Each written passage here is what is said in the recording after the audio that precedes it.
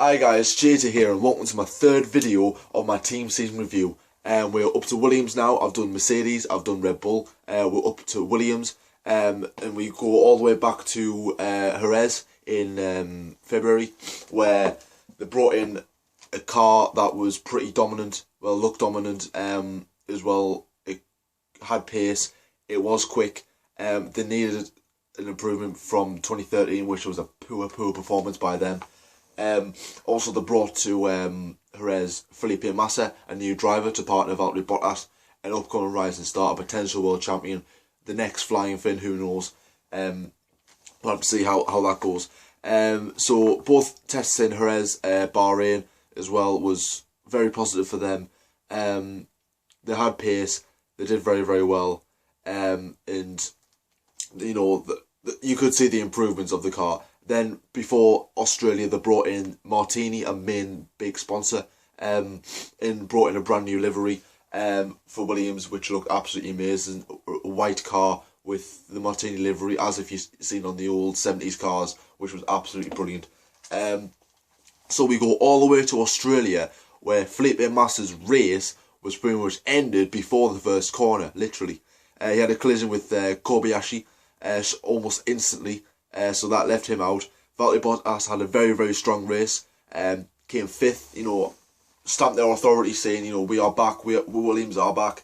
After a very poor 2013, Williams did stamp their authority then.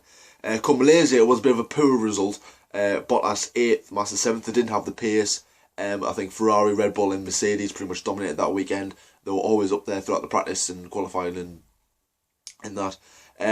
Come Bahrain, in the nighttime race, it was the same result. Massa 7th, Bottas 8th. So far, Massa is outpacing him by 2-1. Bottas, he was up there, but then sort of lost his way towards the end of the race, which was a bit of a shame. Massa didn't quite have the pace, but I think he got his strategy spot on as well. Obviously, everyone else was just ahead of them. So by this stage, the pace was there, but it was just a case of putting it out on into the race, because I think their practice and qualifying results were pretty decent. Then come the race, they weren't stepping up to the plate, so it was a little bit of a disappointment for them. But so far it was so good. China, Bottas 7th, Massa 15th. A poor result there by Felipe Massa, but Bottas out-raced Felipe Massa in a positive race, but again, strategy went out the window. Pace wasn't there compared to qualifying. It was a pretty poor race by Williams standards compared to what they are expected to do, despite the pace of their car.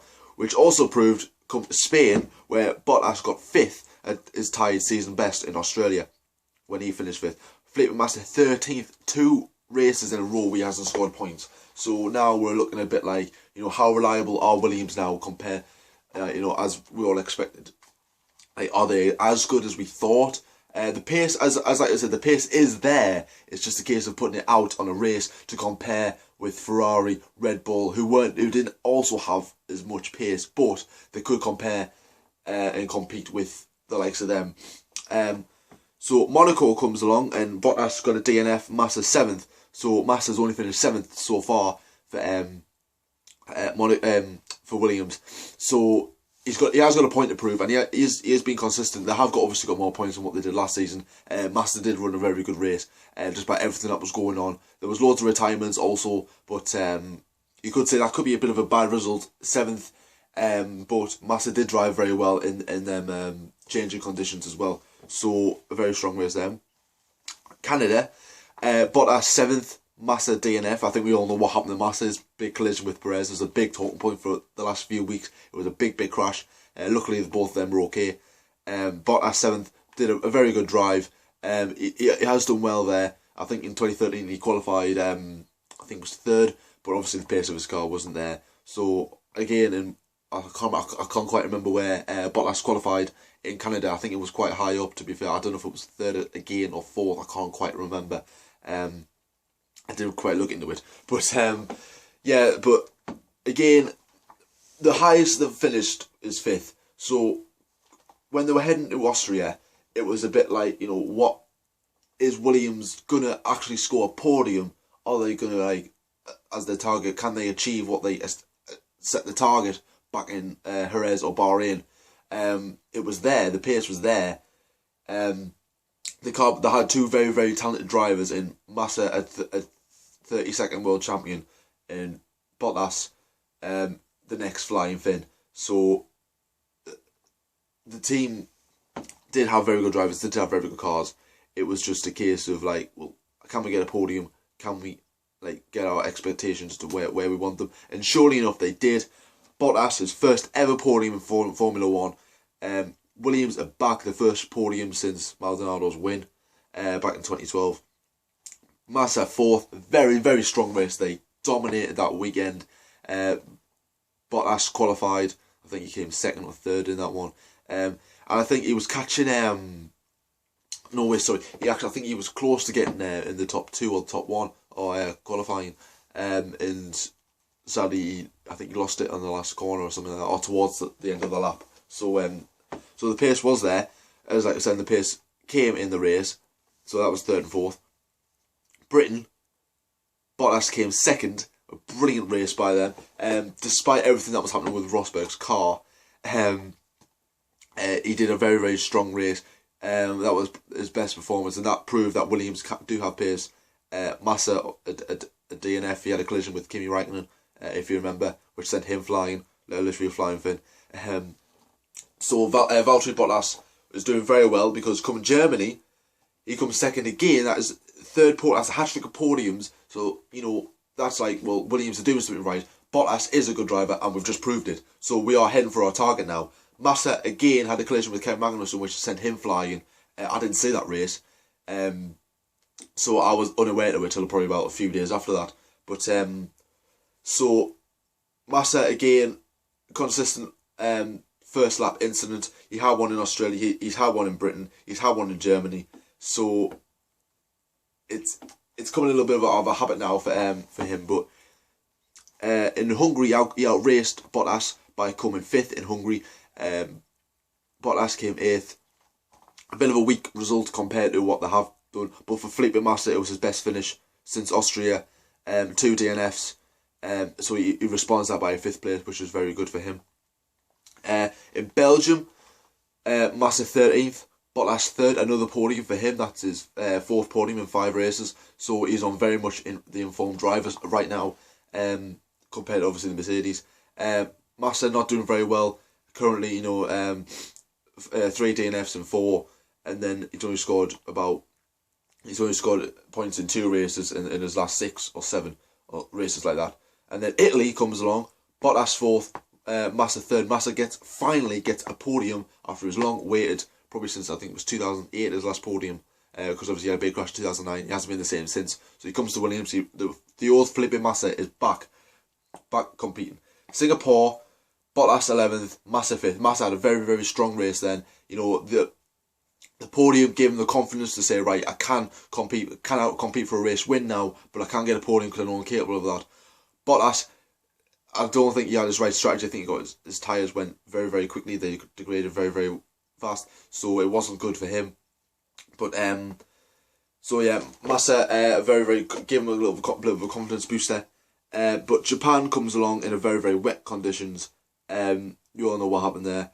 Bottas 6th, Massa 7th. So it was fairly average in a car that hasn't really shown itself in the wet as of such. But on another day that might have been a stronger result, because Suzuki is a truck that would fit Williams perfectly. Russia, another podium for Valtteri Bottas. He came 3rd. Felipe Massa 11th. Massa again, he was getting for the points, but he didn't have much pace at the weekend.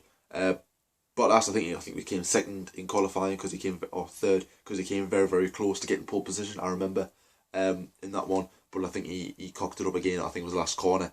He lost it. So that was again a strong race by Williams there. USA a double points as well. Massa 4th, Bottas 5th. Got a very, very, very, very quick car that weekend. If you remember,